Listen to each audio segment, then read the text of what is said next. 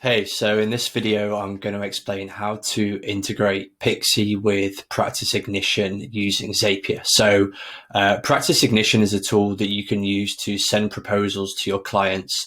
You can use it to build pricing menus and to communicate the services and the price of those services. And what you're able to do using Zapier is to set it up so that the moment your prospect accepts that proposal and becomes a client, it will then feed all of that information, all of the client details and all of the services into Pixie so that the client gets set up and the job gets started. So the very first step that you need within your Zapier is just this trigger step here, which is the service being accepted in Practice Ignition.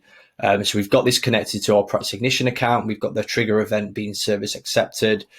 We've chosen the account here and we've done a quick test just to make sure that it is picking up that trigger step there. Moving through to step number 2, this is where we want to create a client in Pixie. So you're going to select Pixie from your integration list. If you haven't already connected Pixie, then you need to do that from inside Pixie itself. We're not listed currently on the Zapier marketplace. So the way that you activate the integration is inside Pixie. If you go to settings, integrations, click on Zapier and you can activate it there. And the action that you want to select here is to create and update a client. Moving forwards, we've selected the account and then we get onto the step here, which is setting up the action. So there's a few things that I wanted to highlight here, just because this is normally where some people can go wrong. So the client name, we're feeding this in from the Practice Ignition proposal. So you click on here, you select the name from the list and you can put that in here. Client ID, we need to leave this blank because what's going to happen is Pixie needs to create its own client ID. So instead of trying to pass across any IDs from the Practice Ignition proposal, like the proposal ID, for example, or if there's a client ID in here, I can't remember. Yeah, there is a client ID right here. We don't want that client ID number. What we want is for Pixie to create its own client ID. If you try to put anything in this box here, it's going to break the Zap. Client manager, again, sometimes people try and pass this information across from Practice Ignition. Unfortunately, that will break the Zap as well. So what you need to do is select a client manager from the list here. And these are going to be client managers that are in your workspace. Because you can only select one person, what I would recommend doing is just selecting, choosing a person that it will go to by default. And then once that person's in your Pixie workspace, you can just reassign who the client manager is going to be afterwards. Client type, again, this can't be passed over from the proposal, but also obviously not all of your customers or clients are going to be limited companies. So what I know that some firms do is that they've created a client type in Pixie and they've called it Practice Ignition client select client type, something like that. So what that means is that when the client gets created in Pixie, you just need to go in there and adjust the correct client type based on whether they're a limited company, individual, or if you're based in the USA, S Corp, C Corp, you name it. So you can just do that there. But for now, I've just got it set default to be limited companies. And then all of this information here, you can pass across if you want to. So, you can pass across the email of the client. Primary contact, we're going to leave blank because we're going to do that in the next step. And address details, you can pass that across if you wanted to as well. So client company address, city would be this one here, and you would just carry on filling out those details there. Once you've got that done, just scroll down, hit continue. It's going to prompt you to do a test. Just test that, make sure that it passes all that information through into Pixie and that it says it's successful. If it isn't successful, just go back through this part of the video where I've talked about a few of the things that normally break this app and just keep an eye out for those.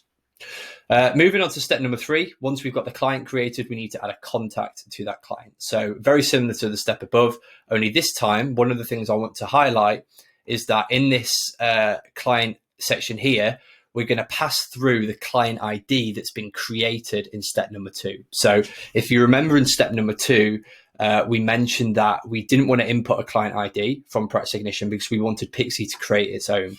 And what we're able to do in step number 3 is to pick up the client ID that's been created so that this contact gets associated with the right client. So the place that you would find that is you would click on here, you would click on number 2 where it's created, updated the client, show all options.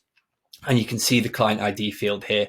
So this is the ID number that we want to use going forwards in this app so that everything gets associated with the correct client.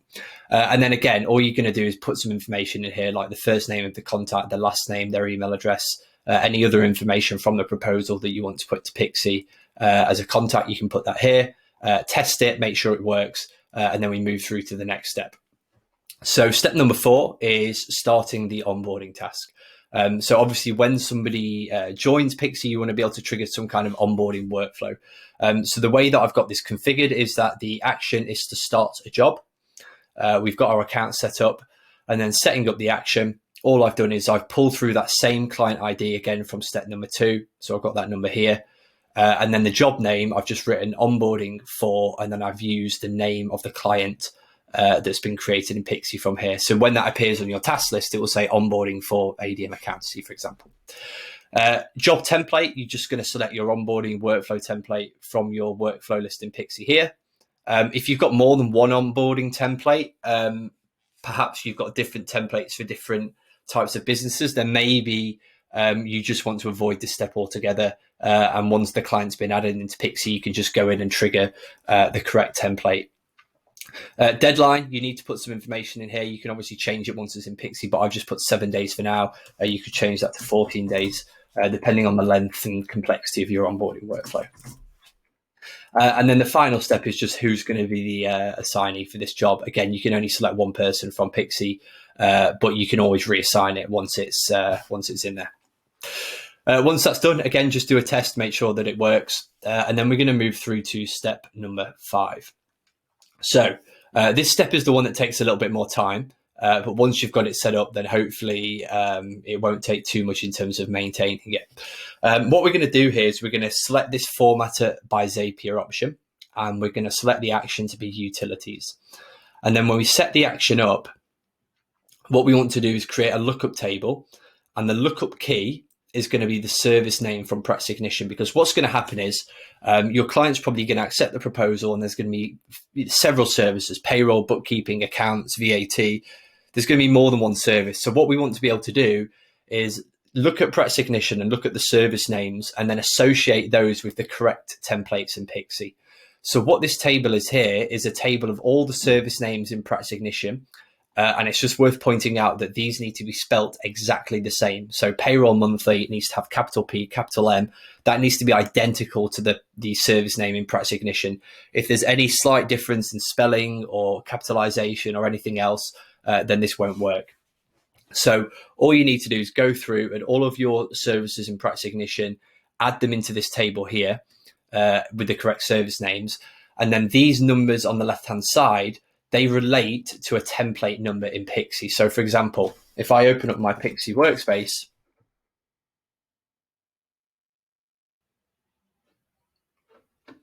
and go to settings, task templates, and then I'll just select any template from this list. Maybe it's this birthday card one here. You'll notice that when I click on this link, in the URL here at the top, after where it says job templates, there's a number. It says number 82. That's the ID of this particular template. So all you would need to do is select 82. You would come back to Practice Ignition, back to Zapier, sorry. And if there was a service here called birthday card, you would say service name in Practice Ignition is birthday card, and that associates with template number 82, for example. And you would just go through and do that for all of your services. So service names from Practice Ignition, and then pick up the template number from Pixie, and you look for that in the URL right after where it says job templates. One thing that's worth highlighting is that you can only associate one template with each service in Practice Ignition. So for example, you can see here that I've got 82 down twice. What's going to happen is that's not going to work for both of these. It will only trigger it once. And it'll probably go for this one because it's higher up the lookup table. So just bear in mind that each service name can only be associated with one template number in Pixie. So once you've got all of those added, we're just going to continue, do a quick test, and then we move through to the final step. And what this final step is all about is creating those recurring scheduling tasks based on whatever these services are. So select Pixie. The action is going to be add recurring task. It's going to perform every time for every service line. So for example, if there's 5 services that have been selected, then this step will just automatically repeat 5 times and apply the 5 different service templates. We've got our account set up. And in terms of setting up the action, we're just going to pull through that client ID again from step number 2 that was created. It's this one right here. And then the template, you're going to select from utilities, service name as the template, because that's looking at the template number from that lookup table that we worked on earlier. Again, once that's done, just give it a quick test, make sure it all works. And that's the overview of how the Practice Ignition and Pixie Zapier integration works. So once this has all been set up, turn it on. And I'd recommend just doing 1 or 2 test proposals from Practice Ignition just to make sure that everything is passing through properly. It's all triggering and creating the right jobs and applying the right templates. If you have any errors, then please just go back through this video and listen out for where I've highlighted certain nuances around things you can and can't do and things to look out for. Then 99% of the errors come back to one of those things that I've already mentioned. But if there is anything else, then feel free to reach out to us on the support in the app. And we can help you. And if you wanted a copy of this Zapier template here to get started, then I'm going to try and insert this link for you to use somewhere on the page where you're watching this video. And that should hopefully save you a bit of time. If you've got any more questions, please let us know. Thanks.